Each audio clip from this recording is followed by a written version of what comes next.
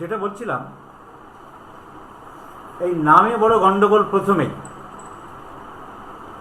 কেন রেপার্টরি নাম দেওয়ার কি দরকার?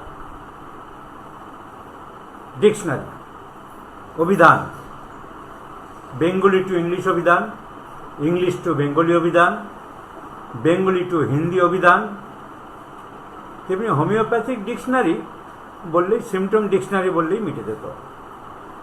বিদঘটে একটা নাম রেপার্টরি দিয়ে বসে আছে।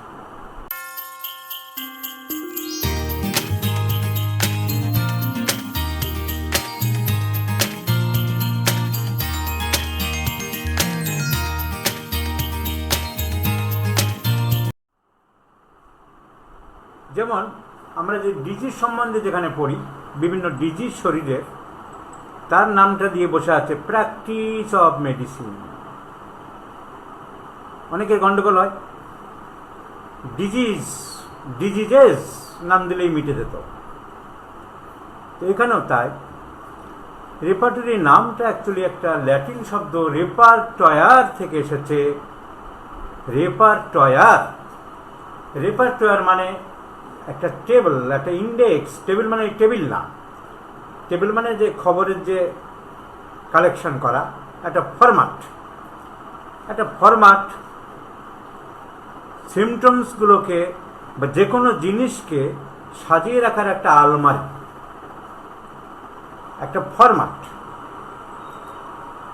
তাই সেই রেপার্টয়ার শব্দ থেকে এসেছে রেপার্টরি মানে অ্যারেঞ্জমেন্ট। Repertory for what? কিসের রেপার্টরি, কি অ্যারেঞ্জমেন্ট? তাহলে রেপার্টরি অফ দ্য, বইয়ের নাম কিন্তু হচ্ছে repertory of the homeopathic materia medica. কেন্টের রেপার্টরির উপরে দেখবে পরিষ্কার করে লেখা আছে repertory of the homeopathic materia medica, মানে symptoms arranged of the homeopathic materia medica. তাহলে শুধু রেপার্টরি আমরা ইউজ করি শব্দ, কিন্তু আমাদের বইটার নাম হচ্ছে repertory of the homeopathic materia medica. Repertory মানে অ্যারেঞ্জমেন্ট, সাজানো, ফরম্যাট করা। যে কোনো জিনিসেরই হতে পারে। উনি আজকের অ্যালোপ্যাথিকরা রেপার্টরির নাম দিতে পারে, অ্যালোপ্যাথরাও মোবাইল নাম রেপার্টরির নাম দিতে পারে, বলতে পারে repertory of the allopathic medicines. Repertory আমাদের সম্পত্তি নয়। Repertory comes from the Latin word repertoire, that means arranged, systematically planned. Symptoms are kept in systematically. So repertory of the homeopathic materia medica. আমরা নামটা জানলাম, মানে কি জানলাম, কোথা থেকে এসেছে জানলাম। এবারে প্রশ্ন হচ্ছে, এই রেপার্টরি বইটা কবে থেকে এলো, কেন এলো, কে প্রথমে আনলো, কি কারণে আনলো, এর দরকারটা কি, এর কি সব উপকার করে না অপকার করে, এই আমরা আসার আগে আমরা একটু হোমিওপ্যাথির ইতিহাস পর্যালোচনা করতে পারি। আমরা ফিরে গেলাম 1790 সালে।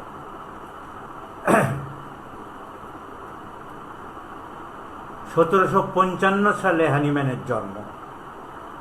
1755 সাল।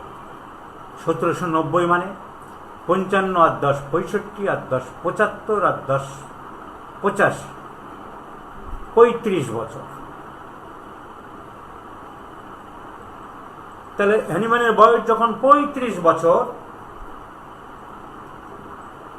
1790 সাল, অ্যালোপ্যাথিক ডিগ্রি নিয়েছেন, এমডি পাস করেছেন ফ্রম দ্য লিপজিগ ইউনিভার্সিটি। তখনকার দিনের অ্যালোপ্যাথিক প্র্যাকটিস যা করার করছেন। Very soon he was totally dissatisfied about allopathic treatment of that period. সেই সময়ের অ্যালোপ্যাথিক ট্রিটমেন্ট মানে যে সব খারাপ, অখাদ্য। আমাদের অনেক হোমিওপ্যাথি ডাক্তার, আমি বলি মাঝে মাঝে যে ফিলোসফি অতি দর্শনে দুনিয়া সব খারাপ করে দিয়ে হোমিওপ্যাথিকে ভালো করে দিচ্ছ। অ্যালোপ্যাথিক হ্যানিম্যানের সময় হোমিওপ্যাথি যে আবিষ্কার করেছিল হ্যানিম্যান, অ্যালোপ্যাথিক শব্দ তো ওনারই দেওয়া। তা যে অর্থোডক্স মেডিসিন, তখন উনি বলেছিলেন orthodox old school of treatment. আমি আবিষ্কার করলাম homeopathy, it is new school of treatment, new mode of treatment. ওইটাকে উনি নাম দিলেন old method of treatment, orthodox treatment. গোনাদের আগেকার দিনের মূর্খদের চিকিৎসা। কিন্তু সেই অ্যালোপ্যাথিক চিকিৎসা আজকে নেই। আজ অ্যালোপ্যাথিক চিকিৎসা অনেক উন্নত হয়েছে, অনেক চিন্তা ভাবনা করছে, অনেক মডিফাই হয়েছে। কিন্তু হ্যানিম্যান যে তফাৎ করেছেন, পার্থক্য করেছেন, ডিফারেন্সিয়েট করেছেন, নিন্দাবন্ধ করেছেন, সে তখনকার দিনের ব্যাপার। তখন ছিল প্রেশার বেশি মানে জোঁক লাগিয়ে রক্ত টেনে নাও, পাগল মানে চেন দিয়ে বেঁধে পেটাও। সেই চিকিৎসা তো এখন নেই অ্যালোপ্যাথিতে। তো তখনকার অ্যালোপ্যাথিক চিকিৎসায় বীতশ্রদ্ধ হয়ে ওনার ভালো লাগলো না, এই সবারই জানা। উনি তাহলে সংসার চালাবেন কি করে? তখনকার দিনের ফ্যামিলি প্ল্যানিং ছিল না। হ্যানিম্যানের অনেকগুলো বাচ্চা কাচ্চা হয়ে গেছে, 35 বছর বয়স, উনি বিয়ে করেছিলেন 24 বছর বয়সে। তাহলে সংসার তো চালাতে হবে। অনেকগুলো ভাষার ওনার দখল ছিল, উনি অনুবাদকের ভূমিকা কাজ করলেন। আমরা জানি 1790 সালে 35 বছর বয়সে হ্যানিম্যান। এর আগে উনি অনেক কেমিস্ট্রির অনুবাদ করেছেন, অনেক বিভিন্ন বই অনুবাদ করেছেন। তো উইলিয়াম কালেন্সের ম্যাথমেটিকা বা কিউলেন্স কেউ বলে, উনি সিনকোনা দ্য প্রেলেন সিনকোনাতে যে সুস্থ মানুষ খেলে কেঁপে কেঁপে জ্বর আসে, অসুস্থ মানুষের কাঁপা জ্বরে যদি সারে, সুস্থ মানুষ খেলে কাঁপা জ্বর আসবে না কেন? এই কেন প্রশ্ন ওনার মনে জাগলো, ঠিক যেমন ভাবে জেগেছিল নিউটনের মনে আপেল উপরে গেল না কেন, আপেলটা ঠপাস করে আমার সামনে পড়লো কেন? লোককে জিজ্ঞেস করলো নিউটন, আচ্ছা বলো তো ভাই, আপেলটা কেন উপরে গেল না? উপরে তো যেতে পারত। তা লোকে, সাধারণ লোকে কি বলবে, আরে বোকা নাকি, আপেল উপরে যাবে কেন? আপেল নিচে পড়বে না। হ্যাঁ, আপেল উপরে যায় কোনো জিনিস, আম পড়লে উপরে যায়। কিন্তু নিউটন জিজ্ঞাসা করছে কেন, সেটা তো বোঝার ক্ষমতা ওই বড়দের নেই। নিউটনের প্রশ্ন হচ্ছে যাবে না কেন, এখানে আসবে কেন? ও চিরাচরিত সবাই যা দেখছে তাই বলবে, আর কি, এইটাই তো নিয়ম, এটাই তো হচ্ছে। প্রশ্ন জাগে না কেন মনে? আমরা অনেক লেখাপড়া জানা লোকের মধ্যেও এরকম, অনেক ধর্মীয় ব্যাপারে এরকম আছে, মনে প্রশ্ন জাগাই না আমরা, কেন? কে বলেছে, কেন বলেছে, সত্যতা কতটুকু? তো উপকারিতা কি, সত্যি প্রয়োজন আছে কি? আমরা ভাবে না। আমরা অর্থোডক্স, আমরা অ্যালোপ্যাথির অর্থোডক্স বলি, অ্যালোপ্যাথি গালমন্দ করি। আমরা আমাদের দৈনন্দিন জীবনে, সামাজিক জীবনে আমরা কিন্তু অর্থোডক্স। অনেক জিনিস ওই বলে গেছে, ওরা বলে গেছে, তো সেইটা করতে হবে, এই ফর্মুলা দিয়ে গেছে, এটি করতে হবে না, এটাই তো নিয়ম। আরে নিয়মটা কেন? Who discovered it, who invented it, for the necessity it has. সে প্রশ্ন আমরা অনেক লেখাপড়া জানা লোক করি না। গড্ডা লেখা প্রবাহে ভেসেছ। কেউ যদি বলে সে খারাপ, সে পাগল, তাকে মেরে দাও, মার্ডার করে দাও, শেষ করে দাও। এক্ষেত্রে দেখেছি অনেক শিক্ষিত মানুষও মূর্খের দলের, শিক্ষিত মূর্খ বলি আমি। তো যেটা বলছিলাম, হোমিওপ্যাথি আবিষ্কার হলো, আর ডিটেলস ওদিকে যাচ্ছি না। সুস্থ অবস্থায় উনি চায়না খেলেন, খেয়ে দেখলো কাঁপুনের মতন জ্বর আসলো। তখন মাথায় আসলো, আরে আন্দাজে চিকিৎসা কেন তাহলে? Why the treatment is being in empirical way? It should be in methodical way. It should be in scientific approach. যে কোনো জিনিস মনে করবো যে ওষুধ হতে পারে, রস বের করো, জুস বের করো, পয়জন বের করো, খাওয়াও খাওয়াও। খাতা কলম নিয়ে নোট নিয়ে বসো, কি হচ্ছে তোমার? চোখ লাল, চোখ লাল, কান কটকট, কান কটকট, পেট ভুটভাট, পেট ভুটভাট, প্রুভিং সিমটমস। এই প্রুভিং সিমটম চেম্বারে বসে থাকবো, ফুলের পাতা থেকে, নারকেলের পাতা থেকে, জবা ফুলের পাতা থেকে, উদাহরণ হিসাবে বলছি, নিয়ে দ্যাট যে বইটার ভিতরে সব পরীক্ষা করে করে লিখলাম হোমিওপ্যাথিক ম্যাটেরিয়া মেডিকাল, চেম্বারে ডাক্তার হয়ে বসবে, ওইগুলো যার সাথে যা মিলবে সেইটা দাও। এই তো হোমিওপ্যাথি আবিষ্কার হয়ে গেল 1790 সালে। 1790, 91, 92, 93, 94, 95, 96, 6 বছর ধরে হ্যানিম্যান চায়নার পরে একটার পর একটা ওষুধ পরীক্ষা করতে লাগলো, কিন্তু হোমিওপ্যাথি আবিষ্কার করেছি এখনো উনি ডিক্লারেশন দিলেন না। I have got something new, I have discovered a new mode of treatment, a new approach of healing art, এটা উনি এখনো পর্যন্ত বললেন না। বললেন কিন্তু 1796 সালে। আর আমরা কি করি? কলেজে যেদারে ভর্তি হওয়া যায়, এই কে কে ভর্তি হইবা আইসো, চলে গেলাম, ভর্তি হয়ে গেলাম। তারপরের দিন এসে ফেসবুকে জমিদার হয়ে যাচ্ছে, স্কুলে মাস্টারি করতে করতে জমিদার হয়ে যাচ্ছে, হোমিওপ্যাথি বিরাট পণ্ডিত হয়ে যাচ্ছে। কোথাও চাকরি করতাম, গাছগাছরা চেনার জন্য বোটানি নিয়ে পাশ করেছিলাম, যেই গাছগাছরা ডিপার্টমেন্টের চাকরি পেয়ে গেলাম, সেখান থেকে হোমিওপ্যাথি ভর্তি হওয়া সোজা ঢুকে গেলাম। তারপর বিরাট হাম্বড়া ভোগ, অন্য ডাক্তারদের বলতে পারে কোনো লেবাসধারী ডাক্তার, আমি হলাম আসল ডাক্তার।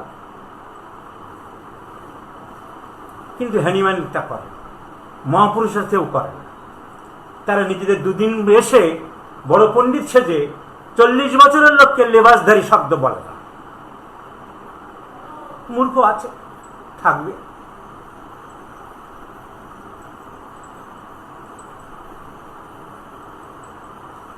সেদিন দেখছিলাম ফেসবুকে একটা আর্টিকেল, একটা রেপার্টরি রুব্রিক, অনন্য মান্না সাহেব জানতে চেয়েছে মানে, অনেকে লিখছে। একটা ছেলে লিখেছে, আমার কথা লিখেছে, যে ওনাকে বললে হয়তো বলে দিতে পারে। আরেকজন মাস্টার বলছে, আমি পারবো না, তুমি কি করে জানলে? মানে সে repertory head of the department ছিল, এমন ভাব। হ্যানিম্যানটা করে। হ্যানিম্যান 1796 সালে গিয়ে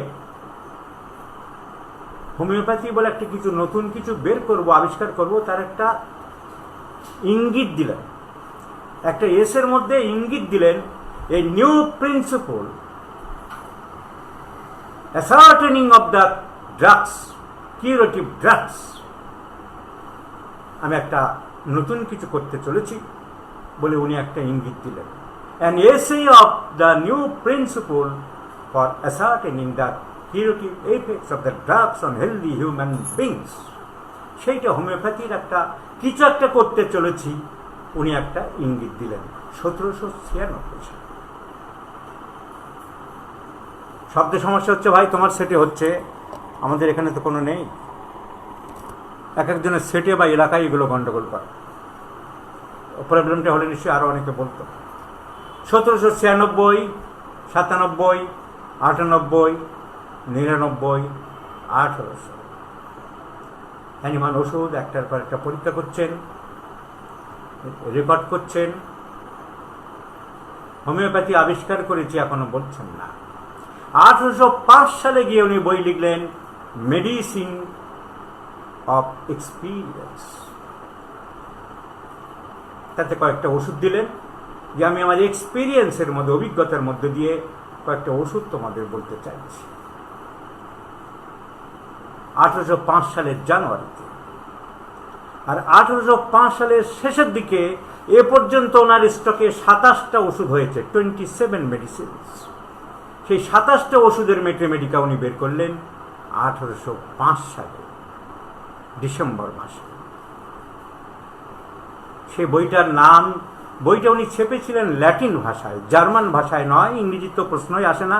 বাইরের দেশে কিন্তু ইংরেজিতে অনেকেই দুর্বল। ইংল্যান্ড ছাড়া সব দেশেই ইংরেজিতে দুর্বল। ইংরেজির জন্য আলাদা, আমাদের মতন, আমাদের থেকেও দুর্বল, কারণ মাতৃভাষাতেই সব বেশি পড়াশোনা করে। তো ল্যাটিন ভাষা খুব চলতো, এবং মেডিকেল সায়েন্সে ল্যাটিনে খুব চলে। উনি ল্যাটিন ভাষায় সেই 27টা ওষুধের মেট্রিমেডিকা বের করলেন। বইটার নাম দিয়েছিলেন, খুব কম লোকে এক চান্সে মুখস্থ বলতে পারবে, এগুলো বলি, অনেকে বলে আপনি অহংকার করেন, অহংকার করার যোগ্যতা রাখি, তাই বলি। সেই বইটার নাম দিয়েছিল ফ্র্যাগমেন্টা ডি ভিরিবুস মেডিকামেন্টারাম পজিটিভিস সিবে ইনসানো কর্পোরি হিউম্যানো অবজারভেটিস। চ্যালেঞ্জ নিতে পারি কজনের পুরো নামটা এক চান্সে বলতে পারি। তাহলে 1805 সালে হ্যানিম্যান প্রথম যে ম্যাথমেটিকা বই বের করলেন, তার নাম ছিল, লেখা ছিল ল্যাটিন ভাষায়, আর যার নাম ছিল ফ্র্যাগমেন্টা ডি ভিরিবুস মেডিকামেন্টারাম পজিটিভিস সিবে ইনসানো কর্পোরি হিউম্যানো অবজারভেটিস। ইংরেজি, জার্মান, ফ্রান্স শব্দের মধ্যে কিছুটা কিছু মিল আছে, অক্ষরগুলো যেমন কিছুটা কতকটা মিল আছে, আর শুনতে অনেকটা মিল আছে। তো নামই বলে দিচ্ছে ফ্র্যাগমেন্টা মানে পার্ট, আমি পুরো বই বের করিনি। ডি ভেরিবুস মেডিকামেন্টারাম পজিটিভিস প্রুভিং সিমটমস সিবে ইনসানো কর্পোরি হিউম্যান অবজেক্টিভ, মানুষের শরীর এবং মন নিয়ে। সেই 27টা ওষুধে উনি একটা ইন্ডেক্স করলেন, অনেক বইয়ে থাকে লাস্টের দিকে ইন্ডেক্স করা থাকে, এবিসিডি করে সাজানো থাকে। অ্যাবডোমিনাল পেইন কোন কোন ওষুধের মধ্যে আছে, একটা ইন্ডেক্স করা ছিল লাস্টে। সেই ইন্ডেক্সটাকে আমরা বলতে পারি progenitor of the homeopathic remedies. Homeopathic রেপার্টরির আদি ভূমিকা ফ্র্যাগমেন্টা ডি ভিরিবুস বইয়ের ইন্ডেক্স আমরা বলতে পারি। 1805 সাল, 1810 সাল, আরো 5 বছর পরে হ্যানিম্যান আরো কিছু বের করলো।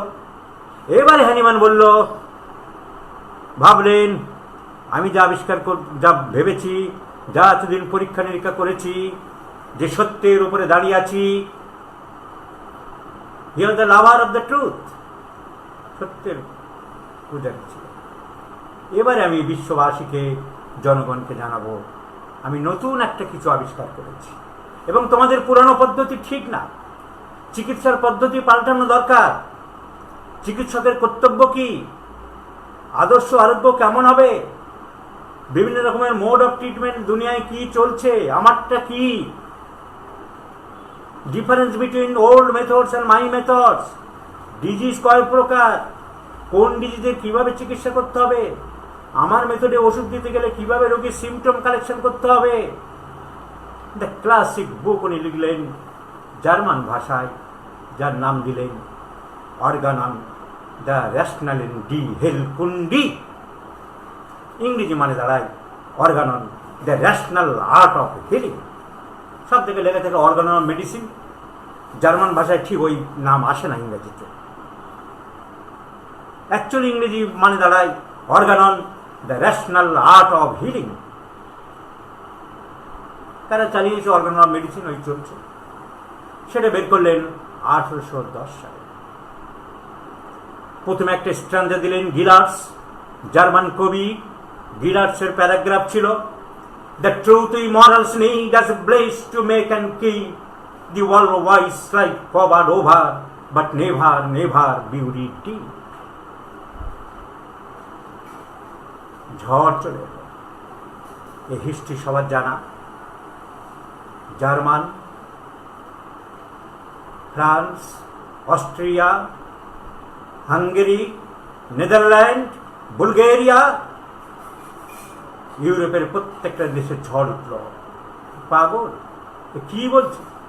এতদিন যা চিকিৎসা চলছে, মানুষ যে চিকিৎসা নিচ্ছে তা ভুল, তা মিথ্যা। ও কি আবিষ্কার করেছে যা হয়ে থাকে। ফেসবুকে আমার লেকচার দেখে যেমন সাগর, মহাসাগর, কত রকম নানান লাগালো তাদের। মানুষের যোগ্যতা, মর্যাদা, দাম তো গরু ছাগলে দিতে পারে না। তো ইউরোপ ব্যাপী ঝড় উঠে গেল। He was very badly criticize, very crudely criticize, very রাফলি ক্রিটিসাইজ, ভেরি ব্রুটলি ক্রিটিসাইজ। হাতুড়ে বলা হলো, শয়তান বলা হলো, শয়তানের দুধ বলা হলো, অনেকে বলল যে এই লোকটার প্রতিভা ছিল, কিভাবে নষ্ট করলো ছাগলটা। কেমিস্ট্রির বই যে পাবলিশ, যে প্রিন্ট কি বলে ট্রান্সলেট করলো, যে কেমিস্ট্রির যে কেমিস্ট্রির যে প্রফেসর, সে বললো লোকটার সাথে কথা বলে আমার বইটা যে পাবলিশ করলো, ট্রান্সলেট করলো, ওর মধ্যে অনেক যোগ্যতা দেখেছিলাম। এই হাতুড়ে হয়ে এভাবে নিজের লাইফটা শেষ করবে। অনেক মহাপুরুষদের আমরা দেখি, অনেক মহাপুরুষদের বাড়িতে গার্জিয়ানরাও বলে তুই এইটা ভুল করছিস। সে যে কি করছে, তার যে কি প্রতিভা আমরা বুঝতে পারি না। আমি আমার ছেলেকে ডাক্তারি পড়ানোর জন্য ব্যস্ত হয়ে পড়লাম, সে হয়তো পড়লো না। তার প্রতিভা আজকে না হয়তো অন্যদিন অন্যভাবে ফুটতে পারে, আমরা বুঝতে পারি। চার্লস ডারউইন ছিল বোকা, বুদ্ধু, সবাই তাকে তার উপহাস করতো ফ্যামিলিতে, পড়াশোনা করার ফ্যামিলি, এর দ্বারা কিচ্ছু হলো না। ওর নাম ছিল ডালার্ট। ডালার্ট বোকা, ডাল থেকে ডালার্ট, এ বুদ্ধু। সেই চার্লস ডারউইন নতুন থিওরি আবিষ্কার করে পৃথিবীকে চমকে দিয়েছিল। আইনস্টাইন একটা চোখে দেখতে পেত না, ছোটবেলা থেকে চোখ খারাপ হয়ে গেল। অঙ্কে ভীষণ কাঁচা ছিল, সেই আইনস্টাইন থিওরি দেবে এমসিকিউ স্কয়ার, কে জানতে পারে। যে যার জগতে আছে সে সেইভাবেই দেখে, যে যতটুকু জলে নামবে তার কাপড় ততটুকু ভিজবে। তা বললো যে এই লোকটা মূর্খ, নষ্ট করলো, লাইফ শেষ করে দিল, ছি ছি, ধিক ধিক ধিক শতধিক। কিন্তু তাতে হ্যানিম্যানের খুব একটা অসুবিধা হয়। অসুবিধা হলো কোথায়? ওকে প্রাণে মারার চেষ্টা করা হলো, এখানে থাকতে দেবে না। কোর্টের কাছে প্রে করা হলো যে পাগলকে এখানে থাকতে দেওয়া যাবে না, ইনজাংশন জারি করা হলো।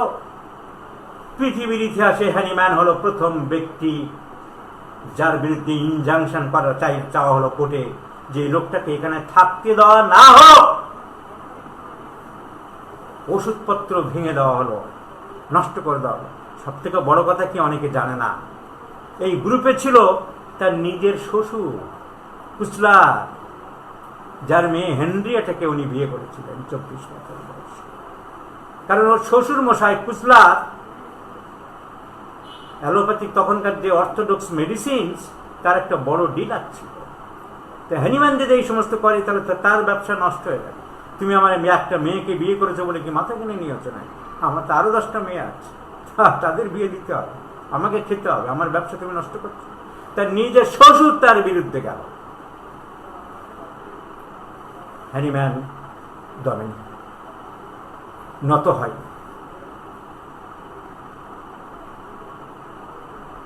মহৎ মানুষরা নত হয় না, নত হতে জানে না, তাদেরকে হত্যা করা হয়।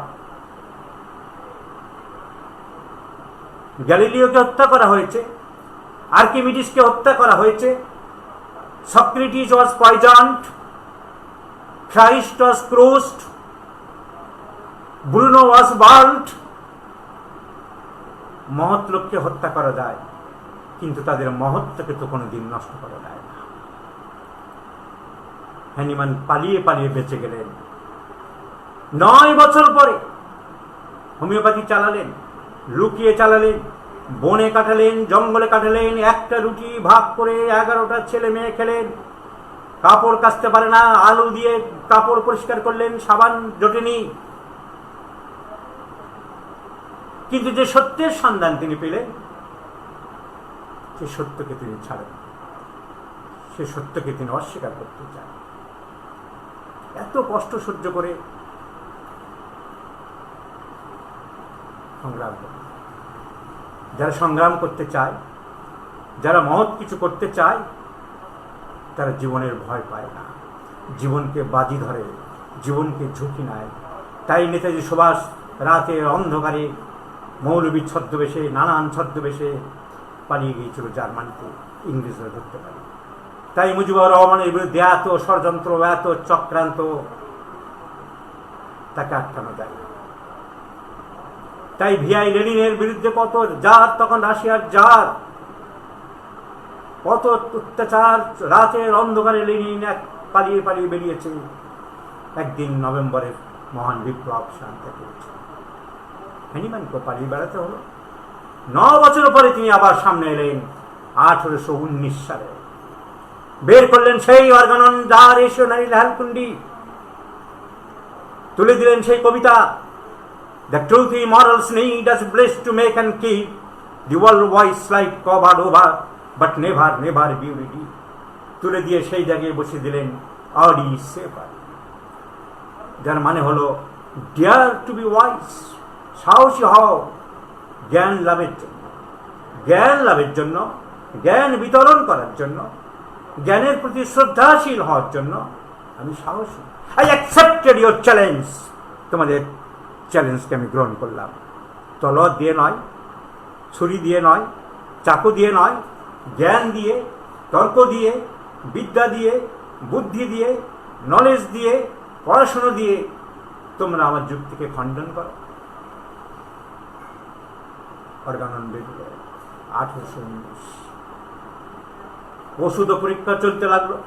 1811 ম্যাথমেটিকা পিউরা ইংরেজি নাম, জার্মান ভাষার নাম ছিল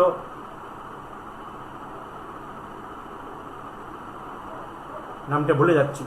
1811, 13, 15, 17, 19 5-6টা করে ওষুধ নিয়ে নিয়ে ছোট্ট ছোট্ট বের করলো। আরজিনি মেট্টিলিয়ার, জার্মানিতে নাম ছিল ম্যাথমেটিকা পিউরের নাম আরজিনি মেট্টিলিয়ার। তাহলে 1811, 13, 15, 17, 21, 19 বেরিয়ে গেল সেকেন্ড এডিশন অর্গানন। 1824 অর্গাননে আবার থার্ড এডিশন, আর হ্যানিম্যান পিছনে ফিরে তাকায়। 1829 ফোর্থ এডিশন। তাহলে রেপার্টরি বের করেনি কেন হ্যানিম্যান? হ্যানিম্যান কি করলেন, এর মধ্যে সব সিমটম ওই ডিকশনারি প্যাটার্নে সাজাতে লাগলো। 1816 সালে উনি ওই বইটা একবার ছাপতে চাইলেন, কোনো কারণে হলো না।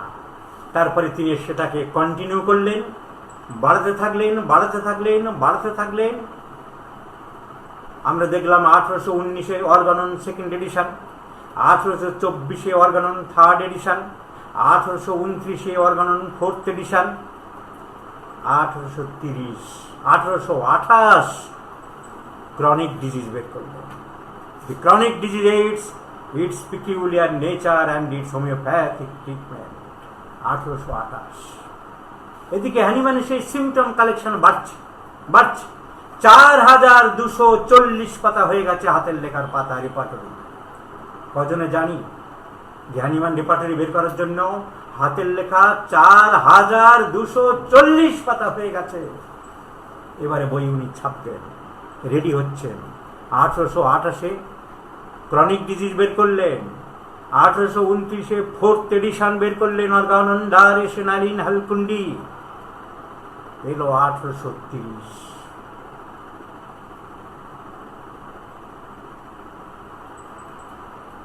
হিজ লাইফ পার্টনার হেনরিয়েটা সুখ দুঃখের সাথে ছিল, দুঃখের দিনগুলিতে তার পাশে পাশে যে ছিল।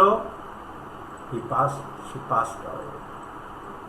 Henrietta was attacked by the black hands of the cruel death. 1830 সালে যে রেপার্টরি বইটা ছাপার কথা ছিল তার হয়ে উঠল না, তার সহধর্মিনী চলে গেল। 1831 ছাপতে চাইলেন। এর মধ্যে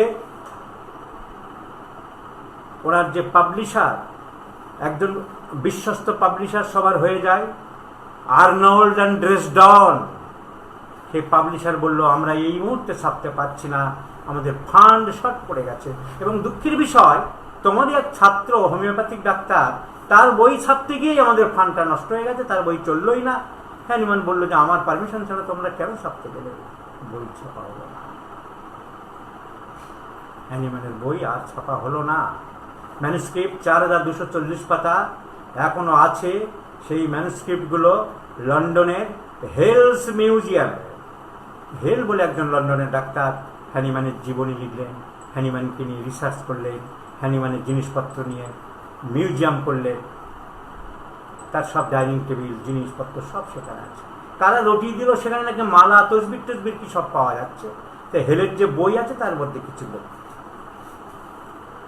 তো এটা গেল একটা সাইট।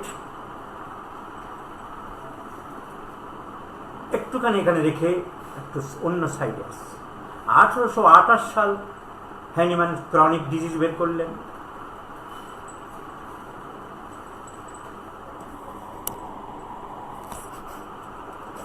অনেকে সাউন্ড পোর বলছে, সেটা কি ওদের সেট?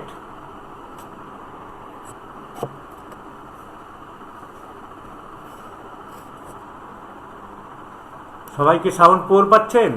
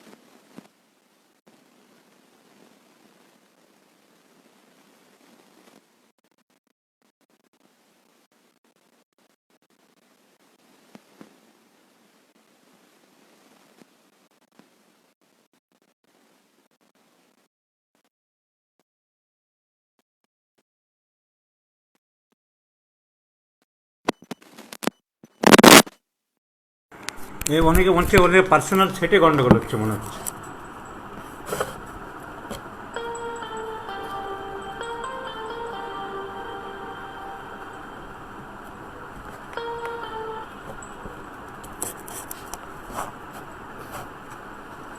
নেদারল্যান্ডের একজন মানুষের কথায় আমি ফিরে আসছি।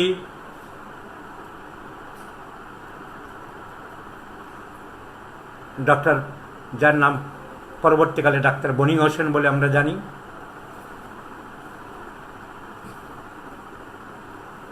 Clemency Maria Franz Baron von Boenninghausen, পূর্বপুরুষ ছিল পাদ্রী। সাউন্ড ওকে আছে, দু একজনের সেটে গন্ডগোল হচ্ছে, আমার কিছু করার নেই। সবাই বলছে সাউন্ড ওকে। তাহলে কেউ ছিল মিলিটারি, কিন্তু বনিং হোসেন লোকটা না গেল মিলিটারিতে, না গেল পাদ্রী হতে। উনি লয়ার পড়লেন, সুপ্রিম কোর্টের লয়ার হলেন।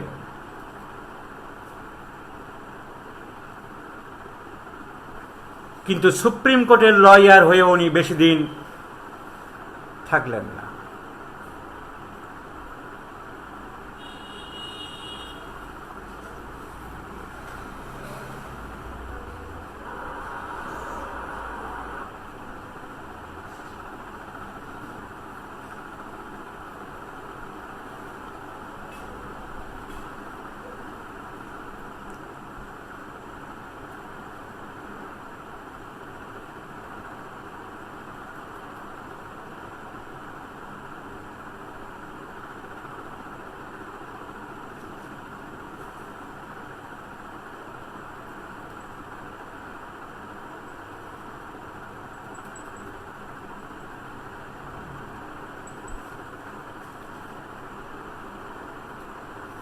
এখন শব্দ পাচ্ছেন?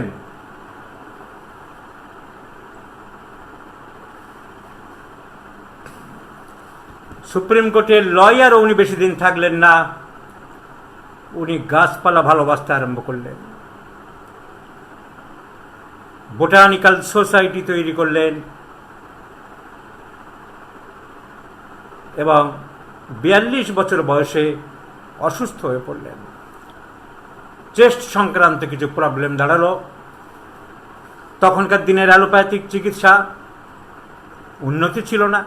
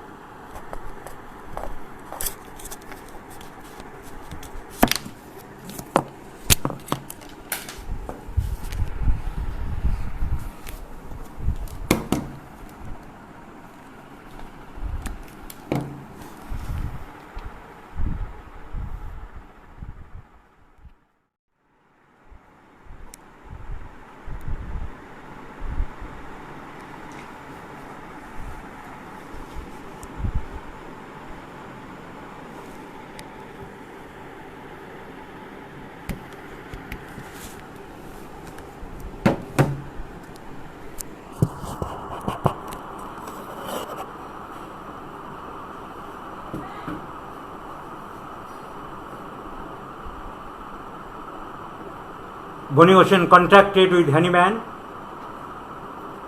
অল্প দিনের মধ্যেই বনি হোসেন বুঝে গেলেন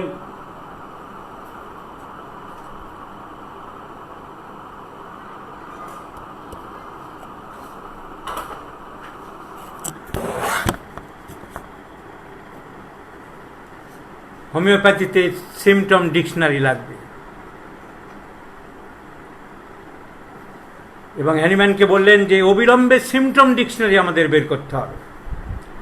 হ্যানিম্যান বললেন, তখন এই যে হিস্ট্রিটা আমরা জানলাম, যেটা বললাম, সেটা হ্যানিম্যান বললেন যে আমি তো অলরেডি কাজ আরম্ভ করেছিলাম, I had started, but due to some circumstantial factors the work has been stopped, কাজ বন্ধ হয়ে গেছে।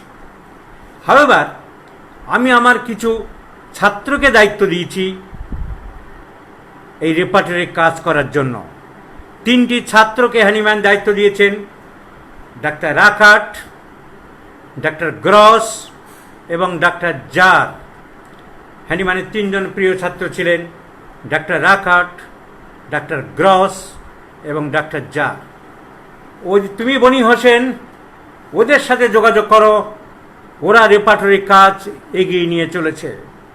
বনি হোসেন কন্ট্যাক্টেড উইথ দেম। বনি হোসেন তাদের সাথে যোগাযোগ করল, but very soon he was dissatisfied about their work and progress. বনি হোসেনের ওদের কাজকর্ম পছন্দ হলো না, because Boenninghausen was a man of law and logic. Boenninghausen was a man of sharp acumen, sharp intellect. ওই ভোঁতা ব্রেনের কাজ ওনার পছন্দ হলো না। উনি নিজেই আরম্ভ করে দিলেন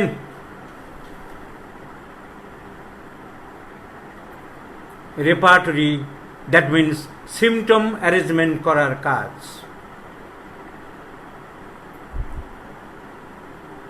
A non-medical man who was not graduated from any homeopathic institution, he started in the work of repertory. He started work in the field of repertory. এবং 1828 যে সুস্থ হয়েছিল হোমিওপ্যাথিক পালসেটিলাই, 1830 যে হ্যানিম্যানের কাছে যোগাযোগ করলো রেপার্টরি বই বের করার জন্য, 1831 সালে যে রাকাট, গ্রাউস এবং জারের সাথে যোগাযোগ করলো, ডিসস্যাটিসফাইড হয়ে 1 বছরের মধ্যে 1832 সালে হ্যানিম্যান বই বের করে ফেললেন।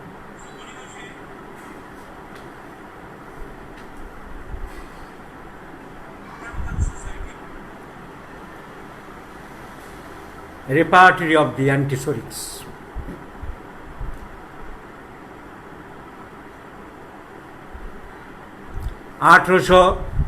2 বছর পরে 34-এ গিয়ে আবার বই বের করলেন, রেপার্টরি অফ দ্য নন অ্যান্টিসোরিক্স। 1835-এ পরের বছর গিয়ে আরেকটা বই, রেপার্টরি বই বের করলেন, relative kinship of the homeopathic medicines. 1835 যে বছর এই থার্ড রেপার্টরি বের করলেন বনি হোসেন, সেই বছরই হ্যানিম্যান ফ্রান্সে চলে গেলেন 1835 সালে ম্যাডাম মিলানির হাত ধরে। কিন্তু বনি হোসেনের সাথে হ্যানিম্যানের করেসপন্ডেন্স থাকতো। And up to the death of Hahnemann, Boenninghausen was only his intimate friend. সব চিঠিপত্র বনি হোসেনের সাথে, সব কথাবার্তা বনি হোসেনের সাথে হ্যানিম্যানের হতো। হ্যানিম্যান মারা গেলেন 1843 সাল। বনি হোসেনের রেপার্টরি চলছে, repertory of the antipsorics, repertory of the non antipsorics, relative kinship of the homeopathic medicines, যা পাবলিশ হয়েছিল 1832, 1835 এবং 1836 সালে সেগুলো চলছিল।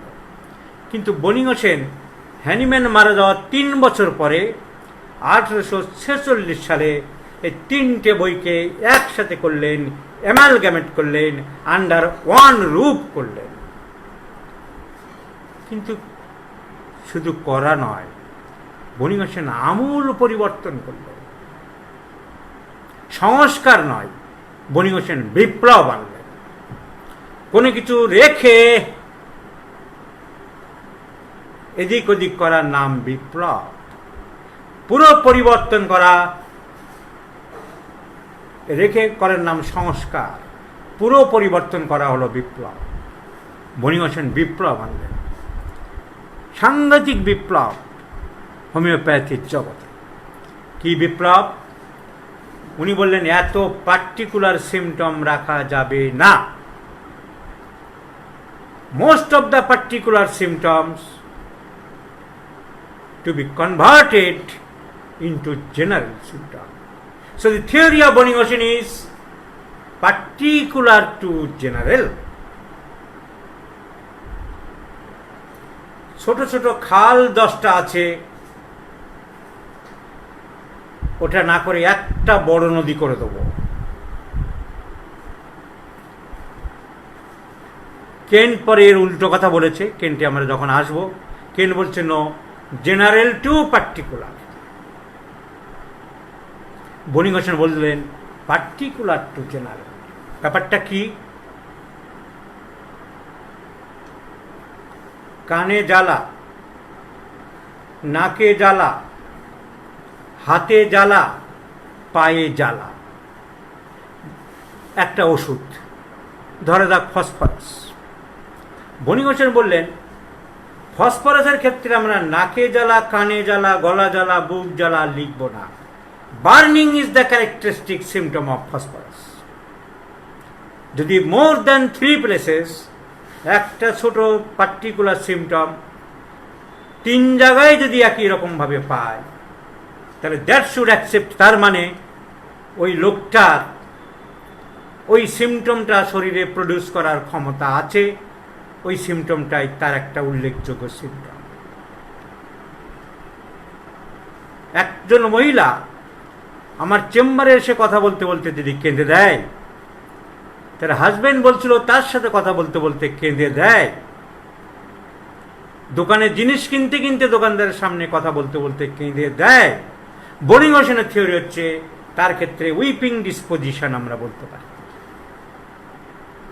আলাদা করে ডাক্তারের সামনে কেঁদেছিল, মাস্টারের সামনে কেঁদেছিল, দোকানদারের সামনে কেঁদেছিল, আর বলার দরকার নেই। কান্না তার একটা সহজাত সিমটম।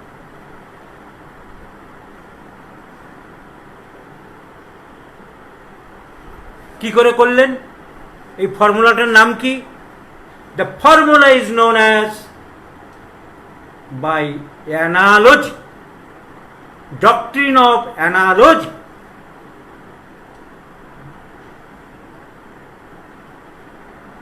প্রিন্সিপল অফ অ্যানালজি অনুধাবন করে, চিন্তা করে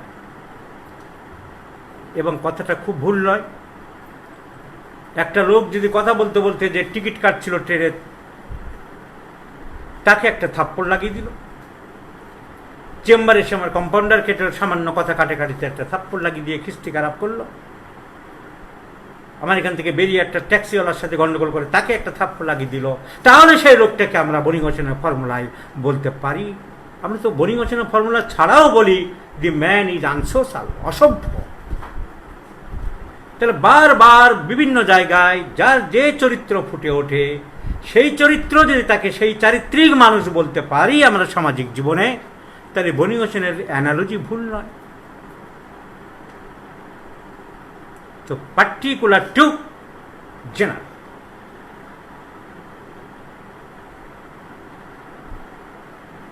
বাই সিমটম অ্যানালজি, একে বলা হয় ডক্ট্রিন অফ গ্র্যান্ড জেনারেলাইজেশন। তাহলে বনিগোছনের তিনটে রেপার্টরি এক জায়গায় এনে আর নাকে চোখে মুখে বার্নিং লিখলেন না। বার্নিং যা যা ওষুধ আছে, কাটিং পেন যা যা ওষুধ আছে, ক্রাম্পিং পেন যা যা ওষুধ আছে। কেন্টের মাইন্ডে যেমন আমরা দেখি নার্ভাস বা anxiety, anxiety morning, anxiety noon, anxiety উৎকণ্ঠা night, anxiety when go to the outside. বনিগোছনের বইয়ে তা নেই। Anxiety, these are the drugs cover anxiety.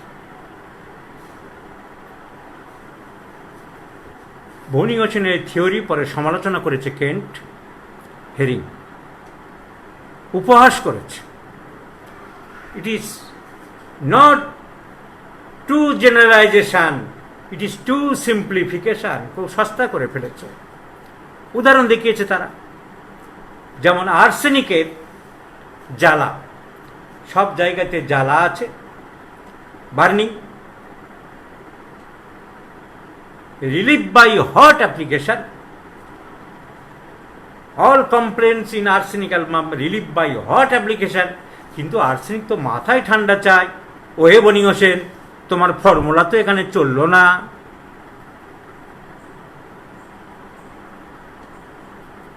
সাইলিশ এই যে চিলি পেশেন্ট সব গরম পছন্দ করে, গরম সেকে ভালো লাগে, গরম খাবার দাবার খেতে চায়, কিন্তু গরম গরম পছন্দ করে, কিন্তু খাবার পেটের ক্ষেত্রে ঠান্ডা জল খেতে ভালোবাসে। ওই বনিগোছেন, তোমার ফর্মুলা তো এখানে খাটলো না। তাই তারা ক্রিটিসাইজ করেছে। কিন্তু ওই এক্সাম্পলস দুই একটা মাত্র আছে। এছাড়া বেশিরভাগ ক্ষেত্রে বনিগোছনের symptom analogy, total generalization, grand generalization, the doctrine of generalization, the philosophy of generalization is being accepted throughout the whole world. And before publishing the Kent's repertory in 1897, 1897 সালে কেন্টের বই বেরিয়েছিল। তার আগে পর্যন্ত it was the Bonigoshen's book, only repertory in every homeopath's hand throughout the world.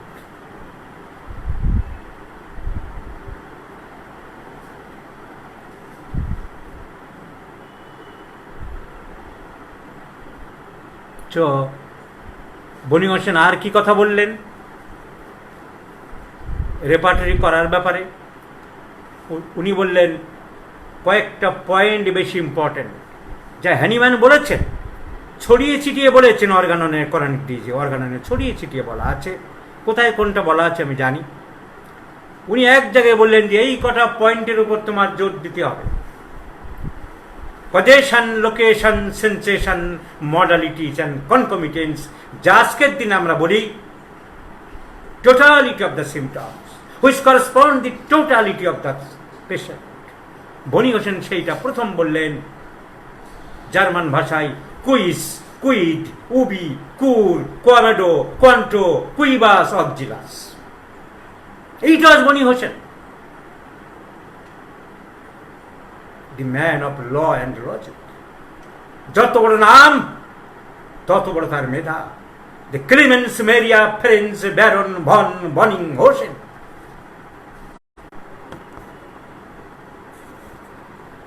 So 26টা ওষুধ already তখন America থেকে চলে এসেছে, ইনক্লুডিং ল্যাকেসিস। হেরিং অনেকগুলো ওষুধ বের করে ফেলেছে। এই বইয়ের পাতা ওষুধ বাড়াতে বাড়াতে আরো সিমটম ওর মধ্যে ঢুকাতে আরম্ভ করলো। The original book was enhanced, amplified, modified, enlarged.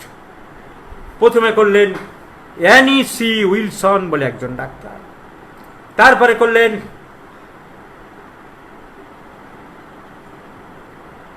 টি.এ. প্যাডেন, Timothy field অ্যাডেন, তারপরে করলেন এইচ.এ. রাবার্স। এরা বইটাকে পরপর উন্নত করলেন। চলতে লাগলো বাজারে।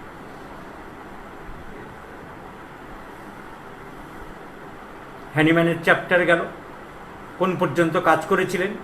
4290 পাতা উনি হ্যান্ড রিটেন পেশ করেছিলেন, বইটা ছাপতে পারেননি। 1830 সালের আগে উনি হাতে লিখছিলেন, কিন্তু ক্রনিক ডিজিজ ছাপতে গিয়ে, অর্গানন ছাপতে গিয়ে, ওয়াইফ মারা যাওয়ার পরে তা সর্বোপরি চারিদিক থেকে যা অত্যাচার, লাঞ্ছনা, গঞ্জনা, অবহেলা এইসব সামলাতে গিয়ে তার বই আর পাবলিশ করলো। অ্যান্ড দি বই did not see the light of the world. Now our manuscript is in the Hales museum in London. Homoeopathy যদি না থাকে,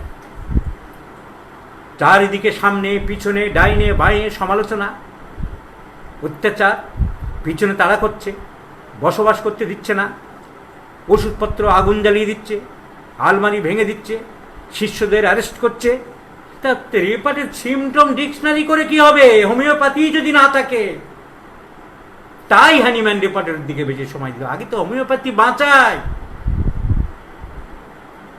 The first duty to save the homeopathy, তারপরে তো রেপার্টরি যাব। এই জন্য হ্যানিম্যানের রেপার্টরি আর হয়ে ওঠে। বনি হোসেনের রেপার্টরি যখন বেরিয়ে গেল, তখনও পর্যন্ত জার, গ্রস এবং রাকাটের বই বাজারে এলো না। এবং হ্যানিম্যান তার ভূমিকা লিখে দিলেন বনি হোসেনের বইয়ে। The preface is written by Hahnemann himself.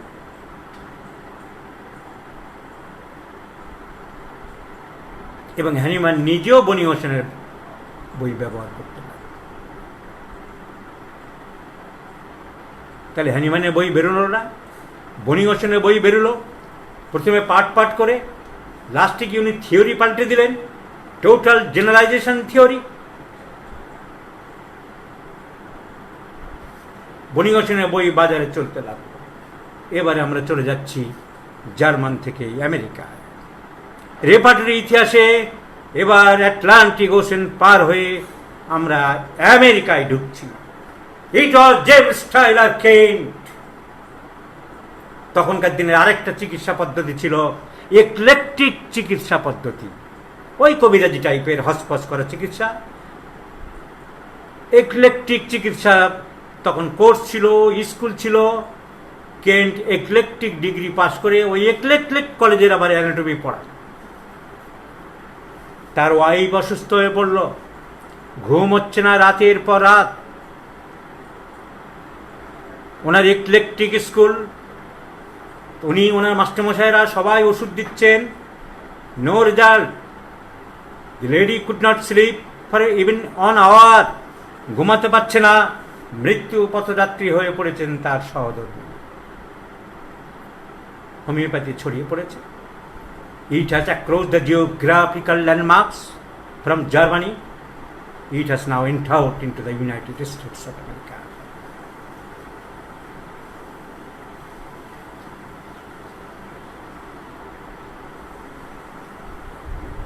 ফেলান বলে একজন ডাক্তার,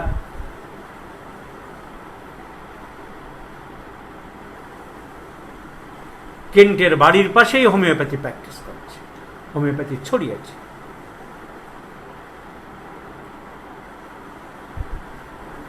1880 সালের কথা।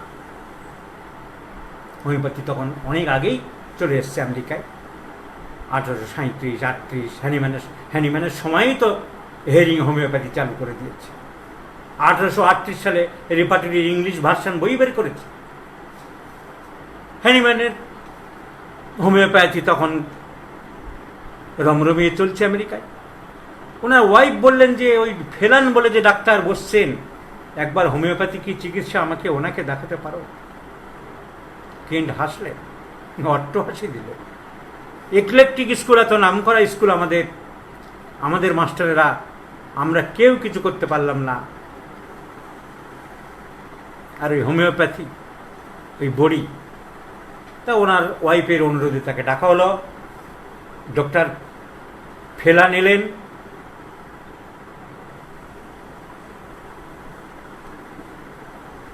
কেস টেকিং করলেন। একটা কাপে গ্লাসে জল চাইলেন, কয়েকটা বড়ি দিলেন, বললেন আমি 2 চামচ খাই দিয়ে গেলাম, 2 ঘন্টা পরে আবার 2 চামচ দেবে, 2 ঘন্টা পর পর দেবে। ওই প্রশ্ন করার ডিজায়ার, আবারশন, হোমিওপ্যাথি যা লাগে, থার্স্ট, সোয়েট, অ্যাপেটাইট, এইসব কেস টেকিং দেখে কেন্টের খুব হাসি পাচ্ছিল।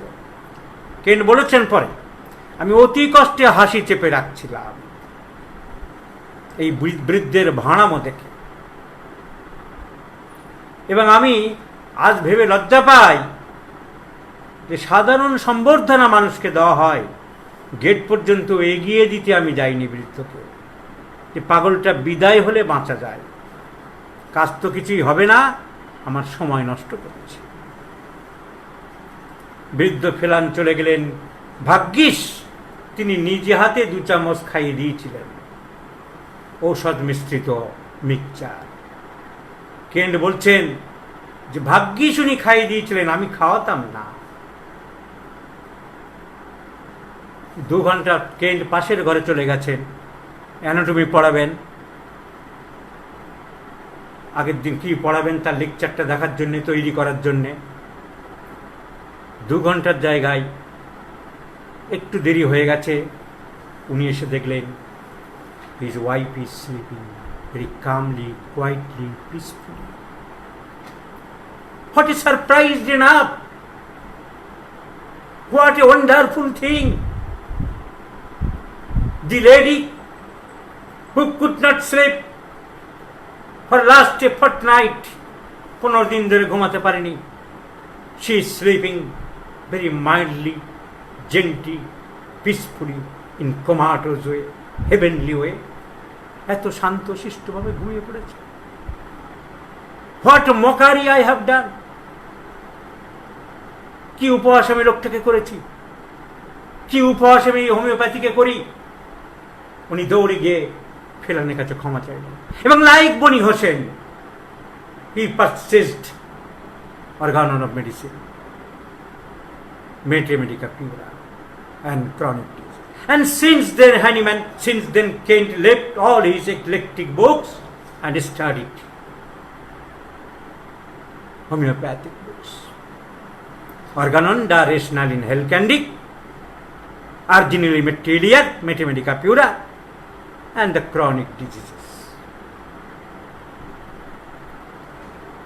1881, 82, 83, 84, 86, 87 হ্যানিম্যান হোমিওপ্যাথি কলেজে ঢুকে গেলেন, ইক্লেকটিক কলেজ ছেড়ে দিয়ে। He became the professor of medica. বুদ্ধিমান লোক যারা, ইন্টেলেকচুয়াল লোক যারা, তারা আগের রেপার্টরিতে হাত দিয়েছে, যে ডিকশনারি আগে চায়, সবাই যাতে ভালোভাবে প্র্যাকটিস করতে পারে। তাতেই তো হোমিওপ্যাথির প্রসার হবে, তাতেই তো হোমিওপ্যাথির প্রচার হবে। মেডিকে তো আছে হ্যানিম্যানের, আরও অনেকে লিখছে। কেন্টও সবার আগে রেপার্টরিতে হাত দিলেন। 1897 সালে, in the year 1897, he completed the book. কিন্তু অত সহজে কমপ্লিট হয়নি। কেন্টের এই রেপার্টরি বের করার ইতিহাস অত আনন্দের নয়। তখন রেপার্টরি চালু ছিল, লিপির রেপার্টরি, আমেরিকায় লিপি রেপার্টরি কেন্ট পড়তেন, ওর পাশে পাশে সংযোজন করতেন, অ্যাডিং করতেন।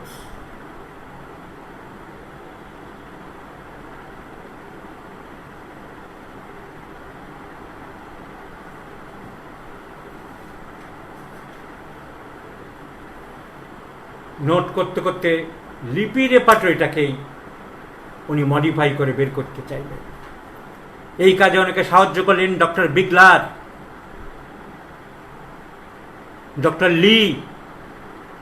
ডক্টর লি মাইন্ড এবং হেডের অনেক পোর্শন কেন্টের সাথে সহযোগিতা করেছিলেন, কিন্তু তারপরে তিনি অন্ধ হয়ে যান।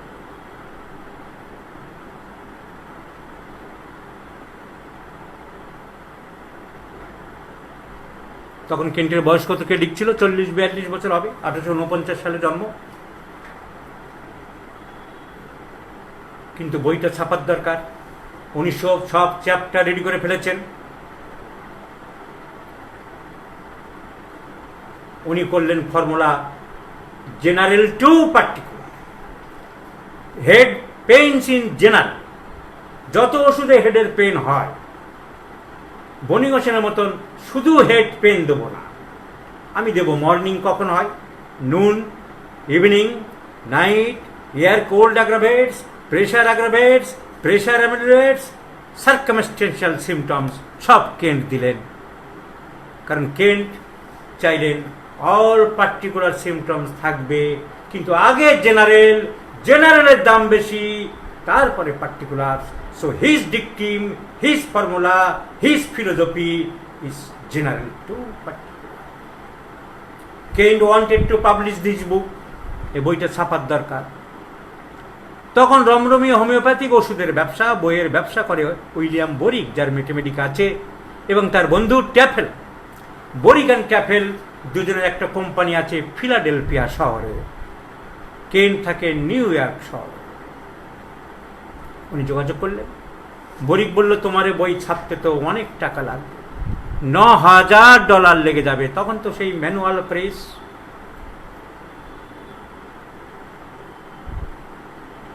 আমি দুঃখিত, এই বইটা আমি এই মুহূর্তে ছাপতে পারবো না। ব্যর্থ বিফল মনোরথ হয়ে কেন্ট ফিরে এলেন। কিন্তু দমেননি, হার মানেননি। এ বইটা ছাপতে হবে, এ বইটা হোমিওপ্যাথিক প্রফেশনে আনতে হবে। উনি কয়েকজনের সাথে কথা বললেন, ওই ডক্টর বিগলার এবং আরো কয়েকজন, নাম ভুলে গেছি। প্ল্যান করা হলো। কেন্ট বলল, দেখো আমার নিজের কাছে $3,000 আছে, $9,000 যদি লাগে $6,000 আমাদের কালেকশন করতে হবে। কি করে কালেকশন করা যাবে? বলে আমরা 200 জন হোমিওপ্যাথিক ডাক্তারকে ঠিক করি, যে ভালো একটা ডিকশনারি বেরোবে, তোমাদের সবার কাজে লাগবে, তোমরা সবাই কেন। একটা দাম ঠিক করা হলো $30। 30 × 200 $600 হয়ে যাবে। আর আমার পকেটে আছে $3,000। বইটা ছাপা হবে। সব রেডি হলো, বই প্রেসে গেল। বিশ্বাসঘাতকতা, betray was not only found in the mango garden of Palace of Bengal in 1757. 1757 সালের পলাশীর আমবাগানে শুধু বিশ্বাসঘাতকতা হয়নি, betray in every behind of success. পৃথিবীর যত ভালো কাজের পিছনে বিশ্বাসঘাতকতা আছে। Behind every prosperity, every discovery, every good work, betray and betray. Kent was not exceptional from this. Kent কি তার থেকে আলাদা হতে পারে? At the last moment, at the 11th hour, 100 homeopathic physicians withdrew their demand. আমরা বই চাই না, আমাদের টাকা ফেরত দাও। কেউ বোঝাল, ষড়যন্ত্র হলো, গোপন মিটিং হলো, 100 জনের টাকা ফেরত দিতে হবে। বইটা ছাপবো কি করে? একবার দিয়েছো আর হবে না, এইসব এই দেশে চলে। ভদ্র মানুষদের ওই সব দেশে এইসব চলে, টাকা ফেরত দিতে হয়। বাট কেইন্ট ওয়াজ অ্যাট ওশেন, সমুদ্রে পড়ে গেল, এক ডিপার ওশেন। বই প্রেসে কাজ চলছে, টাকা ঢালা হয়ে গেছে অর্ধেক। এখন যদি 100 জনের টাকা ফেরত দিতে হয় $3000, কোথা থেকে পাবো? আজ আমরা কেন্ট রেপার্টরি কিনছি, জৈন পাবলিশার বান্ডেল বান্ডেল ছাপছে। How many persons know the pathetic history of behind the publication of Kent's first edition? What he did? Kent কি করলো? Did he surrender? Did the Lionheart surrender among the selfish giants? Did the Braveheart surrender among the low-minded homeopaths?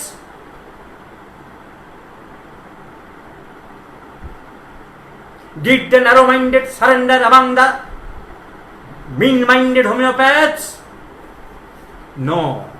No, no, no, no, no.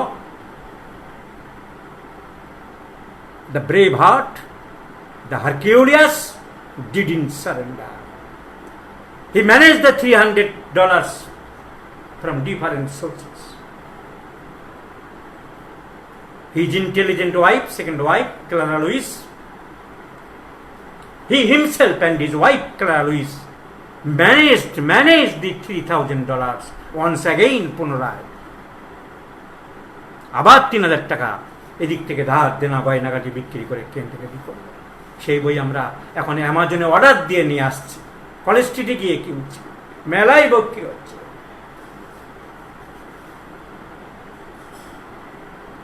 The book was published. 3,000 was deposited in Kent's pocket, and after the betrayal of 100 homeopathic physicians, further $300 he collected from various sources with pathetic history. This shows his love for homeopathy. This shows his sacrifice in homeopathy. This shows his great dedication for homeopathy. This shows his great amazingness for homeopathy. So much, so deep, so violent, and so penetrating, my friends. The book was published in 1897. The world astonished. পৃথিবী বিস্মিত হয়ে গেল তার হারকুলিয়ান কাজ দেখে। তখনকার দিনের বিখ্যাত আমেরিকান হোমিওপ্যাথ, কেন্টের থেকে সিনিয়র ছিলেন, যার খুব নাম যশ, স্টুয়ার্ট ক্লোজ। তিনি সার্টিফিকেট দিলেন, যে জাইগান্টি ওয়ার্ক মিটিং করলেন, আমেরিকান হোমিওপ্যাথিক সোসাইটির থেকে সার্টিফিকেট দেওয়া হলো। দি সোসাইটি কৃতজ্ঞতা প্রকাশ করছে প্রফেসর জেমস টাইলার কেন্টকে এই অসাধারণ কাজ করার জন্য। বস্টনস ক্লাব, কানাডিয়ান হোমিওপ্যাথিক সোসাইটি, সবাই সারপ্রাইজড হয়ে গেল। কেন্টের বই বেরিয়ে গেল, চাপা পড়ে রইল তার কষ্টের ইতিহাস, দুঃখের ইতিহাস, বিশ্বাসঘাতকতার ইতিহাস। A new horizon now has come. Kent's repertory in every homeopath's hand. Symptoms are কি বেশিতে উনি করলেন, যেটা উনি ফিলোসফিতে পরে লিখেছেন সেটা আগেই উনি রেপার্টরিতে দেখিয়ে গেলেন। Mental symptoms are more predominant, more important, more logical, mental generals than physical generals. I, my, আমার, আই, আমি, মাইসেলফ, আমার শীত, আমার গরম, আমি ডিম ভালোবাসি, আমার সর্দি কাশি লাগে, I, myself. So these are the physical general symptoms. And mental symptoms, will, understanding and memory, love, hate, ভালোবাসা, ইচ্ছা, আমার ইচ্ছা বাঁচবো না, আমার সুইসাইড করতে ইচ্ছা করছে, আমি 2 বার অ্যাটেম্প নিয়েছি। This is the most important in homeopathic practice. Desire, একটা মানুষের ইচ্ছা, বাচ্চাটার ইচ্ছা করছে নাচবে, অটিজম, তা কেউ খালি নাচে, ড্যান্সিং ডিজায়ার, ইচ্ছা। মানুষের ইচ্ছার দাম সব থেকে বেশি। খোকা ডেকে শুধায় মাকে, কোনখানে মা কুড়িয়ে পেলি আমার, রবীন্দ্রনাথের কবিতা আছে। মা শুনে কয় হেসে কেঁদে, আমার ভুল হতে পারে একটু এদিক ওদিক, খোকারে তার বুকে বেঁধে ইচ্ছে হয়েছিলি মনের মাঝে। ইচ্ছা, ডিজায়ার, উইল। তাই সিমটম ইভ্যালুয়েশন না করতে পারলে হোমিওপ্যাথিক চিকিৎসক ভালো হওয়া যায় না। কোন সিমটমের দাম দেবো না দেবো, রস বেরোচ্ছে চটচটে, সেটা নিয়ে পড়ে আছে, মানুষ থেকে পড়ে গেছে। Mental symptoms are predominant, which overrules the total man. One strong mental symptom can overrules the all physical symptoms. And this is the James Tyler Kane who first formulated this law. কিন্তু বলেনি ফিজিক্যালকে বাদ দাও। এখন যারা নাটক করছে physical লাগবে না, যেখানে মহাপুরুষরা বলে যাচ্ছে red line symptom of the drug, a thick milky white coating tongue. Red line symptom of the antimeter, when the patient coughs, there appears a large collection of mucus in the bronchi and lungs, as if it must be expectorated, অনেক বেরিয়ে যাবে, but nothing comes up. Red line symptom, তার দাম নেই। নতুন theory আবিষ্কার, নাম দিয়েছে রিডিসকভার। হ্যানিম্যানের হোমিওপ্যাথি রিডিসকভারি না করে তুমি তোমার নিজেকেই রিডিসকভারি করো না বাবু। So mental generals more important, মনের লক্ষণ বেশি ইম্পর্টেন্ট। এই রক্ত মাংসে গড়া দেহ, তার যে কন্ট্রোলার, তার যে কম্পিটেন্ট অথরিটি, তার যে controlling officer, he is mind. আজকে ডক্টর রবীন্দ্র বর্মনের লেকচার শুনবো, মোবাইল নিয়ে বসে গেছি, হাত দিয়ে মোবাইল ধরেছে, হাত কাজ করেছে, মোবাইল ধরেছে। হাত কার অধীনে? হাত মনের অধীনে। মন বলেছে আজকে তোমাকে ওনার লেকচারটা শুনতে হবে, তাই তুমি মোবাইলটা ধরতে পেরেছো। তাহলে তুমি মোবাইল ধরতে না, তুমি টিভি রিমোট নিয়ে বসে যেত। So mind controls the body. এই মানে মনের লক্ষণ, এই মানসিক লক্ষণ আমরা উই ক্যান নট ইগনোর। তাই শুধু মন নিয়ে চলবে না,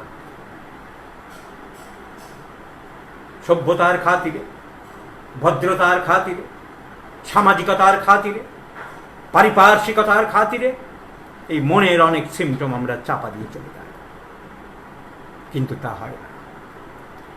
মনের লক্ষণগুলি অরুণ রথের তরুণ সারথি হয়ে দাঁড়িয়ে থাকে আমাদের ভিতরে।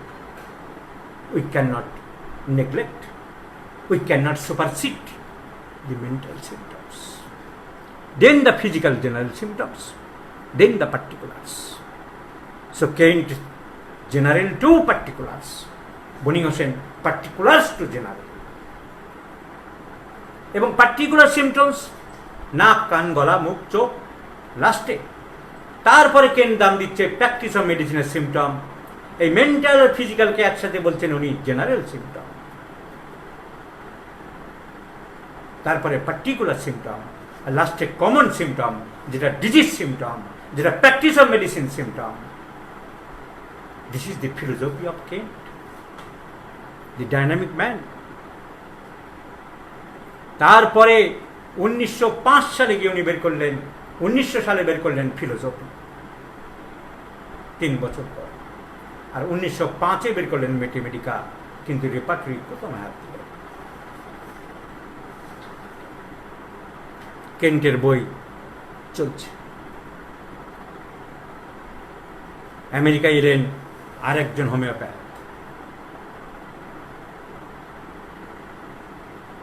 আমেরিকার একটা ছোট্ট শহরে প্র্যাকটিস করেন, পার্কার্সবার্গ। নাম হচ্ছে সাইরাস ম্যাক্সওয়েল বোগা, সংক্ষেপে নাম হচ্ছে সিএম বোগা। আলোচনা করব সিএম বোগার কি পরিবর্তন করলেন কেন্টের রেপার্টরিতে, বনি হোসেনের রেপার্টরি কি পরিবর্তন করলেন, এবার রেপার্টরি আরও কি উন্নতি হলো, আমাদের কোন দিকে যেতে হবে, কেন যেতে হবে, কেন যাচ্ছি। আগামীকাল ঠিক রাত 9। Good night.